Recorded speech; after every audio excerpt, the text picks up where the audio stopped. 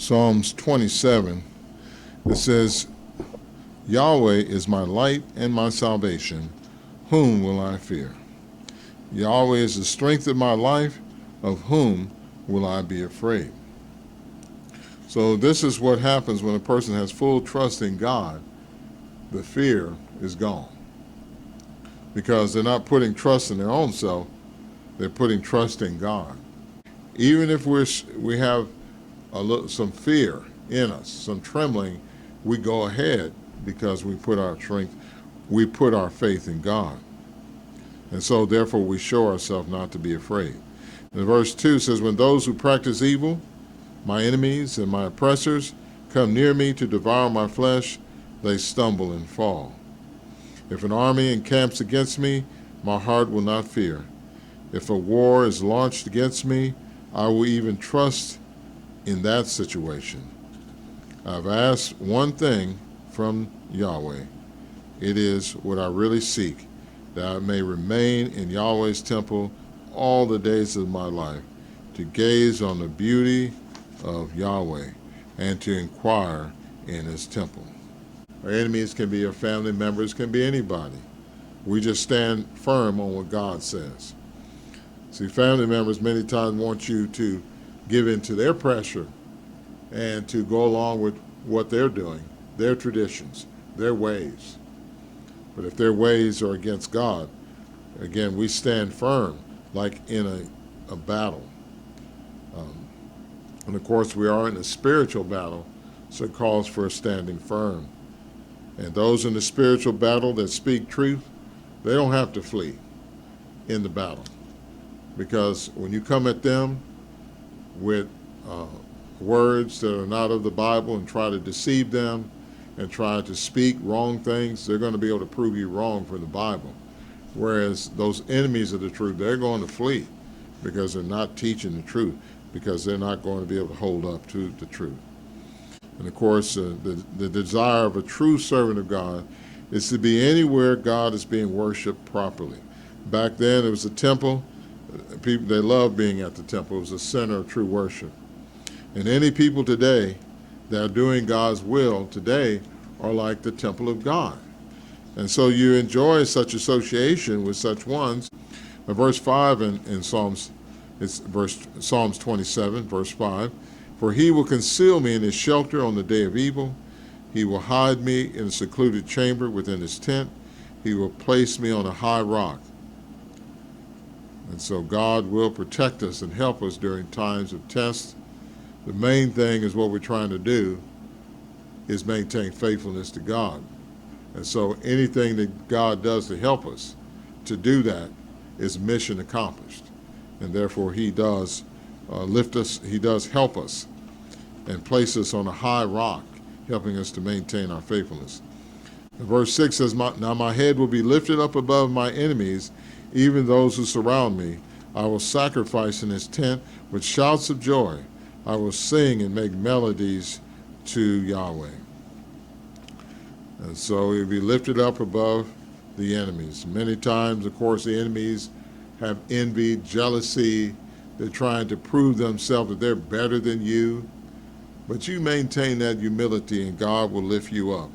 As Jesus said, he's the king. He says those who exalt themselves will be humiliated, but those who humble themselves will be exalted. So verse 7 says, hear my voice, Lord, when I cry out. Be gracious to me and answer me. Verse 8 says, my mind recalls your word. Seek my face. So your face, Yahweh, I will seek. So seeking God's face is not just one time. In the Revelation, it likens the prayers to like incense that comes before God, a sweet-smelling odor. And we constantly pray to God about our concerns and worries and put our trust in him. Verse 9, do not hide your face from me. Do not turn away in anger from your servant. You have been my help.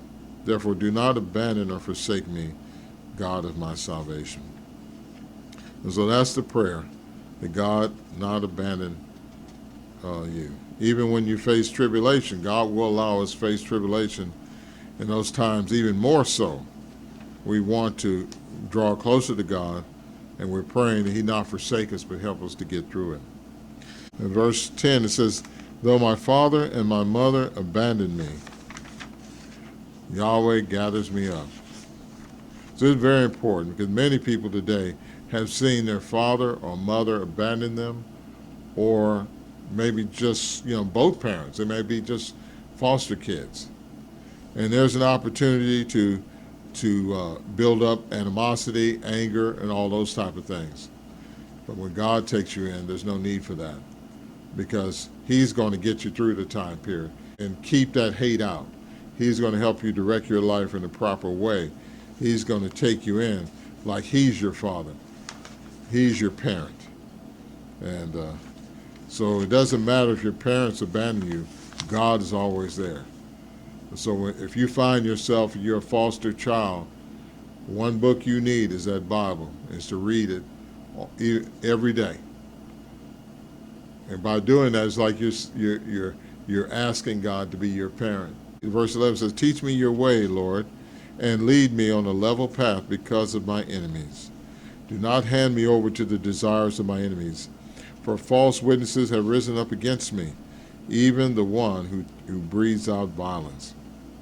We need God's direction. When people are reading God's word, they don't want to be taught their own version of what it says or what they want to speculate, but they want God to teach them his way, what he's saying. And when we understand what God is saying, then he can help us to make proper decisions when we're facing against enemies and their desire is to put you down. Their desire is to bring you down. And so when we put our trust in God, we're able to see through that and maintain a stable course. Verse 13 says, I believe that I will see Yahweh's goodness in the land of the living. Wait on Yahweh, be courageous, and he will strengthen your heart. Wait on Yahweh. As it brings out here, that if we continue in faith in God, we will be in the land of the living. Jesus said he is not the God of the dead. He's the God of the living, because they're living to him. He was talking about where it said that he's the God of Abraham, Isaac, and Jacob, where they're dead, but they're living to God, because one day he's going to bring them back. So that's the way we want it. We want to be living to God. As verse 14 says, wait on the Yahweh, be courageous, and he will strengthen you. So we have to put something forward. We have to be courageous, and God will help us to go about what we need to do. We don't know the day or hour.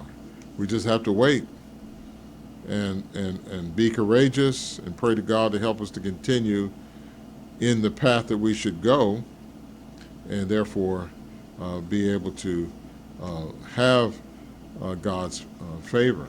So Psalms 27 is full of encouraging things that we need today, because all around is opposition. Everything, the thoughts of humans today is to do wrong all the time. And that's a very tough thing to deal with every day, because you just don't know how it's going to affect you. As the Bible said, we have to wait on God, and that will be rewarded